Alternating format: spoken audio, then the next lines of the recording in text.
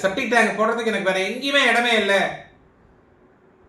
எல்லாம் என்னன்னு மேற்கு பக்கம் எங்களுக்கு வால் என்னன்னு காமன் வால், இந்த பக்கம் தெற்கு பக்கம் காமன் வால், எங்களுக்கு இந்த என்னன்னு வடக்கு பக்கமும் காமன் வால், 3 பக்கம் காமன் சுவர் இருக்கு.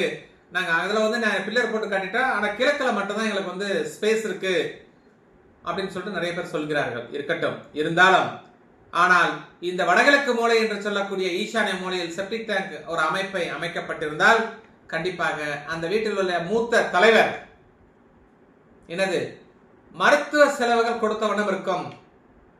அதே போன்று வீட்டில் தென்மேற்கு மூலை என்று சொல்லக்கூடிய நெய்ருதி மூலையில் ஒரு செப்டிக் டேங்க் அமைப்பானது இருக்கப்பட்டால் அந்த வீட்டோட மூத்த தலைவர் அகால மரணம் அடைவதற்கும் வாய்ப்புகள் உண்டு.